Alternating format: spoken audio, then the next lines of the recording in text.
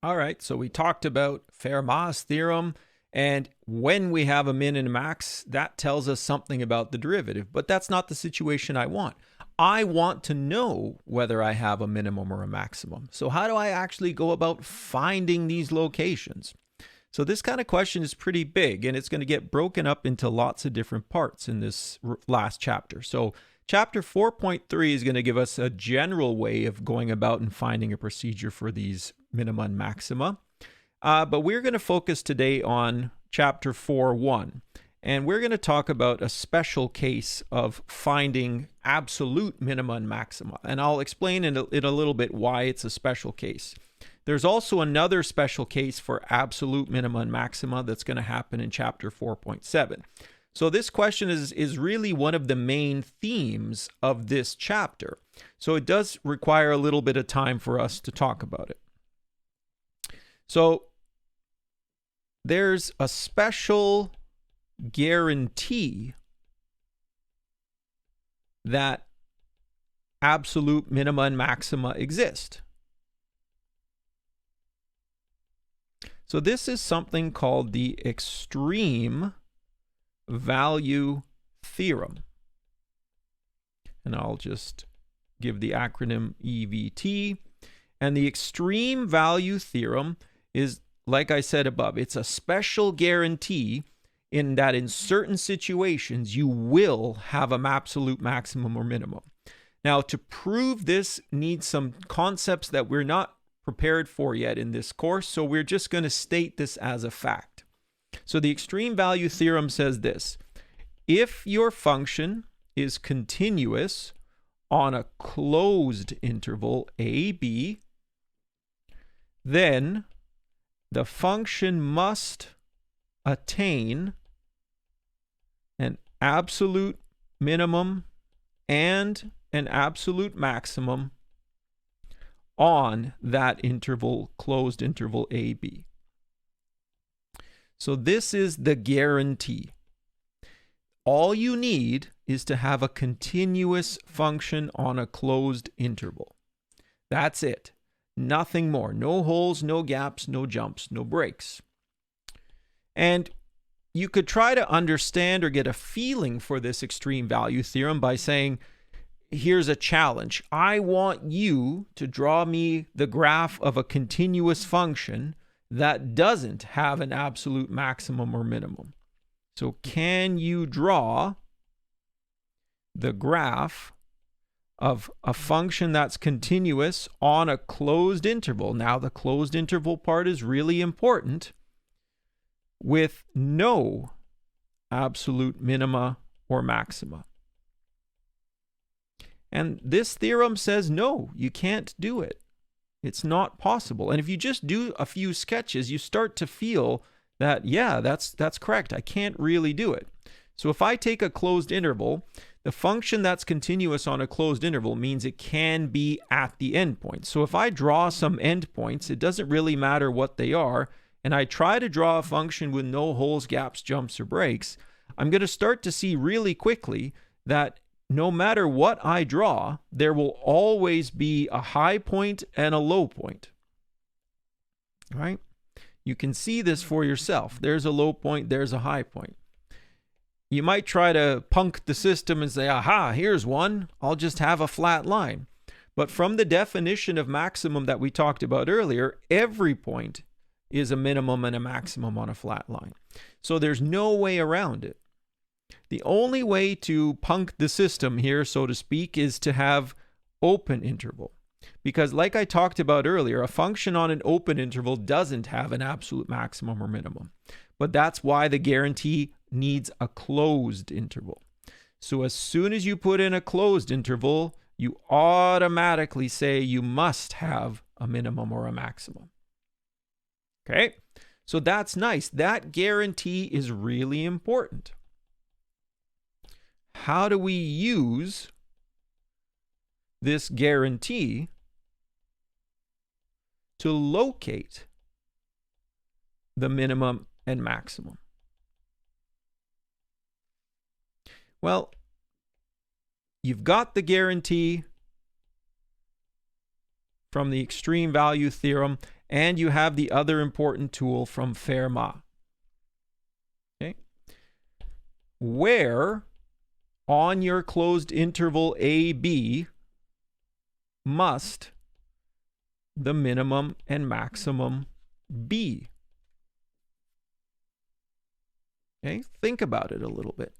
If I know that I've got a function and it's continuous on a closed interval, there are only two spots, or there are only two situations where the minima and maxima have to happen.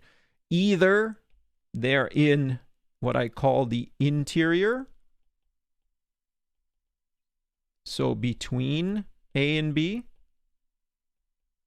or they're on what I call the boundary, or the endpoints. So a situation kind of like this. If this is the absolute maximum and minimum, boom, you're done. You found them. But if your maxima and minima are in the middle, Fermat's theorem tells you that either f prime equals 0 or f prime doesn't exist. There are no other options. So because of this, you can now develop a procedure to find them. This is something called the closed interval method.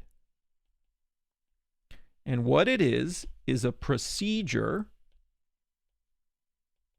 to locate the absolute minimum and maximum on a closed interval.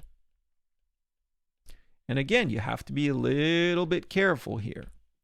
Step 1, you've got to make sure that the function you're working on is continuous on your closed interval. Step 2, you've got to find all the critical points of f on your closed interval. So not only the critical points, you're going to want their location and you're going to want their value. So where are they? How tall are they on the graph? Just because it's a critical point doesn't make it a min or a max. We already talked about that. So then what you do is you compare the heights of the critical points with the heights of the endpoints. Because of the extreme value theorem, you have to have a highest point. So you take a look at all the critical points, you take a look at the endpoints, and whichever one is the tallest, that's the absolute maximum. You take a look at all the critical points, you take a look at the endpoints, and whichever one is the smallest, that has to be the absolute minimum. The largest has to be the absolute maximum, according to the extreme value theorem. The smallest has to be the absolute minimum by the extreme value theorem. So we are lucky in this very special situation of a closed interval and a continuous function. Without the extreme value theorem, we don't have that guarantee. And so that's why it's considered to be a special case. We needed Fermat's theorem to tell us what to find, the critical points, and we needed the extreme value theorem to tell us that we have a guarantee. So once you have this, it's pretty straightforward to use. So here's an example. Let's find the absolute extrema of the function x cubed minus 3x plus 1 on the interval 0 to 3. Step 1. The function is a polynomial. It's continuous everywhere, which means it's continuous on the interval that I want. So I'm set. The extreme value theorem guarantees that I have to have an absolute minimum or a maximum. So I have a function continuous on a closed interval. So step 2 says I should find the critical points. If I have absolute minimum and maximum, they're either going to be in the middle or they're going to be at the ends.